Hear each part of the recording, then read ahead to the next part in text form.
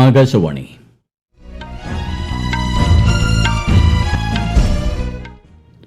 നമസ്കാരം. വാർത്തകൾ വായിക്കുന്നത് ഗോപകുമാർ.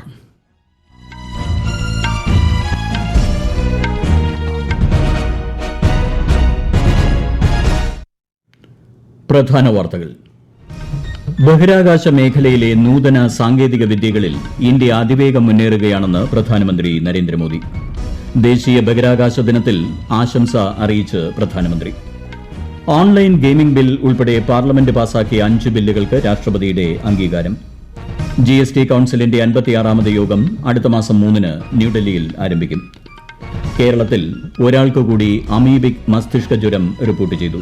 ജാഗ്രത ശക്തമാക്കി ആരോഗ്യവകുപ്പ്.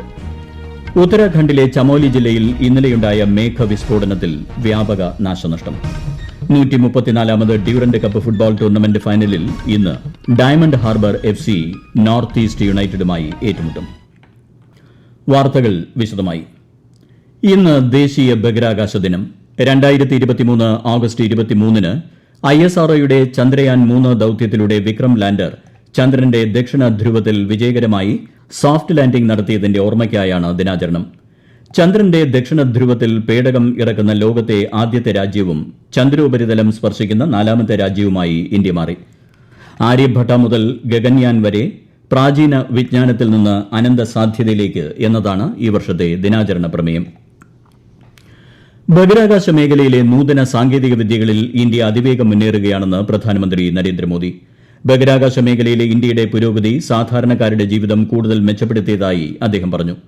ദേശീയ ബഹിരാകാശ ദിനത്തോടനുബന്ധിച്ച് ISRO സംഘടിപ്പിച്ച പരിപാടിയിൽ വീഡിയോ സന്ദേശം നൽകുകയായിരുന്നു പ്രധാനമന്ത്രി. ചുരുങ്ങിയ സമയത്തിനുള്ളിൽ ദേശീയ ബഹിരാകാശ ദിനം യുവാക്കൾക്കിടയിൽ ആവേശത്തിന്റെയും ആകർഷണത്തിന്റെയും അവസരമായി മാറിയെന്നും ഗഗൻയാൻ ദൌത്യം ഉടൻ ആരംഭിക്കുമെന്നും അദ്ദേഹം പറഞ്ഞു.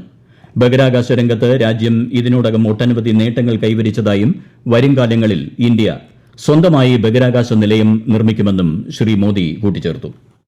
आज हम देख रहे हैं इतने कम समय में ही नेशनल स्पेस डे हमारे युवाओं में उत्साह और आकर्षण का अवसर बन गया है.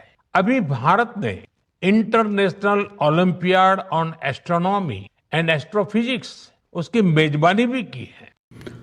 Online gaming promotion and regulation bill 2025-ന് രാഷ്ട്രപതി ദ്രൌപദി മുർമു അംഗീകാരം നൽകി. പണം ഈടാക്കിയുള്ള ഓൺലൈൻ ഗെയിമിംഗ് സേവനങ്ങൾ, പരസ്യങ്ങൾ, സാമ്പത്തിക ഇടപാടുകൾ എന്നിവ വിലക്കുന്നതാണ് ബില്ല്. ആദായ നികുതി നിയമം 2025, നികുതി നിയമങ്ങൾ ഭേദഗതി 2025, ഇൻസ്റ്റിറ്റ്യൂട്ട് ഓഫ് മാനേജ്മെന്റ് ഭേദഗതി നിയമം 2025, ഖനി ധാതു വികസന നിയന്ത്രണ ഭേദഗതി നിയമം 2025, ഇന്ത്യൻ തുറമുഖ ബിൽ 2025 എന്നിവയ്ക്കും രാഷ്ട്രപതി അംഗീകാരം നൽകി. പ്രധാനമന്ത്രി നരേന്ദ്രമോദിയുടെ 4 ദിവസത്തെ ജപ്പാൻ ചൈന സന്ദർശനത്തിന് ഈ മാസം 29-ന് തുടക്കമാകും. 15ാമത് ഇന്ത്യ ജപ്പാൻ വാർഷിക ഉച്ചകോടിയിൽ അദ്ദേഹം പങ്കെടുക്കും. പ്രതിരോധം, സുരക്ഷ, വ്യാപാരം, സമ്പദ് വ്യവസ്ഥ, സാങ്കേതികവിദ്യ, നവീകരണം എന്നിവയുൾപ്പെടെ ഇന്ത്യയും ജപ്പാനും തമ്മിലുള്ള തന്ത്രപരവും ആഗോളവുമായ പങ്കാളിത്തം ചർച്ചയാകും.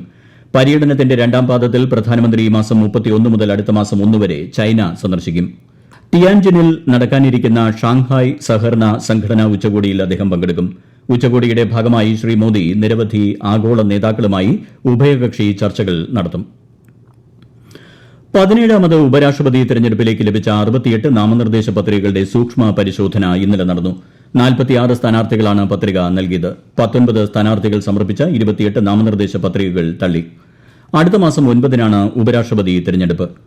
Maharashtra governor CP Radhakrishnan NDA സ്ഥാനാർത്ഥിയായും മുൻ സുപ്രീം കോടതി judge B Sudarshan Reddy INDI സഖ്യ സ്ഥാനാർത്ഥിയായും മത്സരിക്കും. GST കൌൺസിലിന്റെ 56ാമത് യോഗം അടുത്ത മാസം 3, 4 തീയതികളിൽ ന്യൂഡൽഹിയിൽ നടക്കും. കേന്ദ്ര ധനമന്ത്രി നിർമ്മല സീതാരാമൻ യോഗത്തിൽ അധ്യക്ഷത വഹിക്കും. കഴിഞ്ഞ വർഷം ഡിസംബറിൽ രാജസ്ഥാനിലെ ജയ്സാൽമീറിൽ നടന്ന GST കൌൺസിൽ യോഗത്തിൽ ചരക്ക് സേവന നികുതിയുമായി ബന്ധപ്പെട്ട് നിരവധി തീരുമാനങ്ങൾ എടുത്തിരുന്നു. മലപ്പുറം, പാലക്കാട് ജില്ലകളിലെ യാത്രക്കാർക്ക് ആശ്വാസമായി നിലമ്പൂർ മെമു ഇന്ന് സർവീസ് ആരംഭിക്കും. നിലമ്പൂരിലേക്കുള്ള ട്രെയിനിന്റെ ആദ്യ യാത്ര ഇന്ന് രാത്രി ഷൊർണൂരിൽ കേന്ദ്ര സഹമന്ത്രി ജോർജ് കുര്യൻ ഫ്ളാഗ് ഓഫ് ചെയ്യും. ഈ വാർത്തകൾ ആകാശവാണിയിൽ നിന്ന്. ആകാശവാണി വാർത്തകളും വാർത്താ അധിഷ്ഠിത പരിപാടികളും All India Radio news Thiruvananthapuram YouTube ചാനലിലും at All India Radio news Thiruvananthapuram Facebook പേജിലും AIR ന്യൂസ് _ തിരുവനന്തപുരം ഇൻസ്റ്റഗ്രാം അക്കൌണ്ടിലും at AIR news _ TVM X ഹാൻഡിലും ലഭ്യമാണ്. പ്രധാനമന്ത്രി നരേന്ദ്രമോദി ഇന്ന് ന്യൂഡൽഹിയിലെ ഇന്ത്യൻ കൌൺസിൽ ഓഫ് അഗ്രികൾച്ചറൽ റിസർച്ചിൽ പ്രകൃതിദത്ത കൃഷി പ്രോത്സാഹിപ്പിക്കുന്നതിനുള്ള ദേശീയ ദൌത്യത്തിന് തുടക്കം കുറിക്കും. കേന്ദ്രീകൃത പദ്ധതിയായി കഴിഞ്ഞ വർഷം നവംബറിൽ കേന്ദ്ര മന്ത്രിസഭ ദൌത്യത്തിന് അംഗീകാരം നൽകിയിരുന്നു. കേന്ദ്രത്തിന്റെ 1584 കോടി രൂപയും സംസ്ഥാനത്തിന്റെ 897 കോടി രൂപയുമാണ് പദ്ധതിയുടെ വിഹിതം. മണ്ണിന്റെ ആരോഗ്യം മെച്ചപ്പെടുത്തുക, ആവാസ വ്യവസ്ഥ പുനഃസ്ഥാപിക്കുക, കാലാവസ്ഥാ മാറ്റങ്ങളെ പ്രതിരോധിക്കുക തുടങ്ങിയവയാണ് ദൌത്യം ലക്ഷ്യമിടുന്നത്.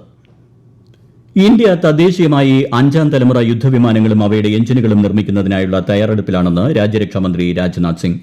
ഫ്രഞ്ച് കമ്പനിയായ സഫ്രാനുമായി ചേർന്ന് രാജ്യത്ത് യുദ്ധവിമാനങ്ങളുടെ എഞ്ചിൻ നിർമ്മാണം ആരംഭിക്കുമെന്ന് അദ്ദേഹം ന്യൂഡൽഹിയിൽ പറഞ്ഞു. നവീകരണവും സാങ്കേതിക വികസനവും പ്രോത്സാഹിപ്പിച്ചും ആഭ്യന്തര കമ്പനികൾക്ക് അനുയോജ്യമായ വളർച്ചാ അന്തരീക്ഷം സൃഷ്ടിച്ചും ഇന്ത്യ ശക്തമായ ഒരു പ്രതിരോധ ആവാസ വ്യവസ്ഥ കെട്ടിപ്പടുക്കുകയാണെന്ന് കേന്ദ്രമന്ത്രി വ്യക്തമാക്കി. आज हम 5th जनरेशन एयरक्राफ्ट बनाने की दिशा में भी आगे कदम बढ़ा चुके हैं. हम एयरक्राफ्ट का इंजन भी भारत में ही बनाने की तरफ बढ़ चुके हैं. हम प्राइवेट सेक्टर को एक सुटेबल ग्रोथ एनवायरनमेंट प्रदान कर रहे हैं. इसके अनुसार हमने स्ट्रेटेजिक पार्टनरशिप मॉडल के माध्यम से फाइटर प्लेन्स, हेलीकॉप्टर, टैंक और सबमरीन सहित मेगा डिफेंस प्रोग्राम के निर्माण के अवसर खोले हैं, जो आने वाले वर्षों में हमारी प्राइवेट कंपनीज को ग्लोबल जायंट्स बनाने में भी वो मदद करेंगे. സംസ്ഥാനത്ത് ഒരാൾക്ക് കൂടി അമീബിക് മസ്തിഷ്ക ജ്വരം റിപ്പോർട്ട് ചെയ്തു. കോഴിക്കോട് ചികിത്സയിലുള്ള മലപ്പുറം കാപ്പിൽ സ്വദേശിനിയായ 55-കാരിക്കാണ് പുതുതായി രോഗം റിപ്പോർട്ട് ചെയ്തത്. ഇതോടെ മെഡിക്കൽ കോളേജിൽ ചികിത്സയിലുള്ളവരുടെ എണ്ണം 6 അമീബിക് മസ്തിഷ്ക ജ്വരത്തിനെതിരെ ജാഗ്രത ശക്തമാക്കണമെന്ന് ആരോഗ്യവകുപ്പ് അറിയിച്ചു.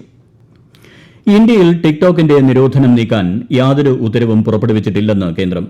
രാജ്യത്ത് ടിക്ടോക്കിന്റെ നിരോധനം നീക്കിയെന്ന തരത്തിൽ പ്രചരിക്കുന്ന വാർത്തകൾ തെറ്റാണെന്ന് കേന്ദ്ര സർക്കാർ അറിയിച്ചു. ഇന്ത്യയിൽ ഉപയോക്താക്കൾക്ക് ടിക്ടോക്കിന്റെ വെബ്സൈറ്റ് ഹോം പേജ് ഉപയോഗിക്കാൻ കഴിയുമെന്ന റിപ്പോർട്ടുകൾക്കിടയിലാണ് വിശദീകരണം.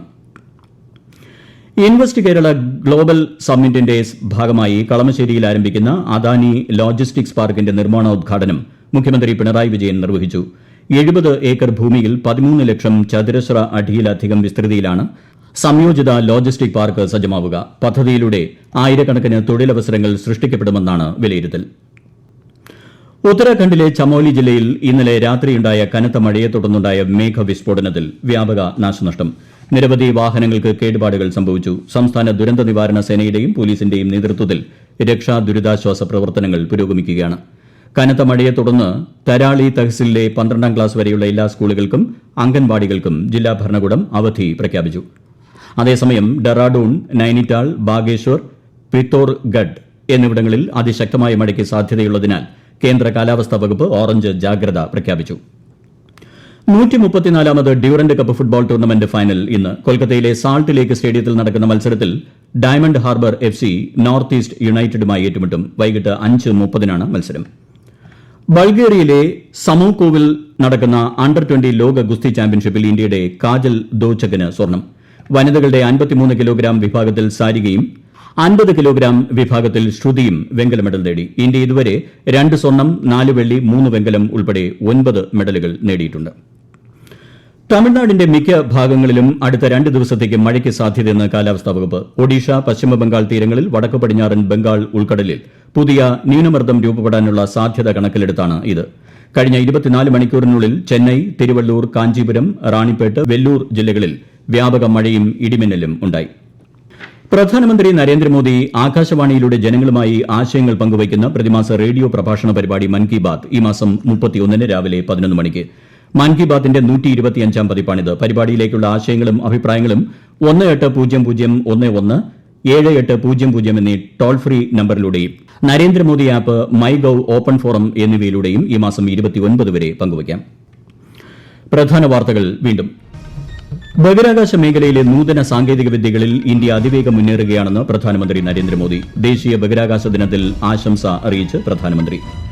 ഓൺലൈൻ ഗെയിമിംഗ് ബിൽ ഉൾപ്പെടെ പാർലമെന്റ് പാസാക്കിയ 5 ബില്ലുകൾക്ക് രാഷ്ട്രപതിയുടെ അംഗീകാരം. GST കൌൺസിലിന്റെ 56ാമത് യോഗം അടുത്ത മാസം 3-ന് ന്യൂഡൽഹിയിൽ ആരംഭിക്കും. കേരളത്തിൽ ഒരാൾക്ക് കൂടി അമീബിക് മസ്തിഷ്ക ജ്വരം റിപ്പോർട്ട് ചെയ്തു. ജാഗ്രത ശക്തമാക്കി ആരോഗ്യവകുപ്പ്. ഉത്തരാഖണ്ഡിലെ ചമോലി ജില്ലയിൽ ഇന്നലെയുണ്ടായ മേഘവിസ്ഫോടനത്തിൽ വ്യാപക നാശനഷ്ടം. 134ാമത് ഡ്യൂറന്റ് കപ്പ് ഫുട്ബോൾ ടൂർണമെന്റ് ഫൈനലിൽ ഇന്ന് Diamond Harbour FC north east യുണൈറ്റഡുമായി ഏറ്റുമുട്ടും. വാർത്തകൾ കഴിഞ്ഞു. അടുത്ത വാർത്താ പ്രക്ഷേപണം വൈകിട്ട് 6:30.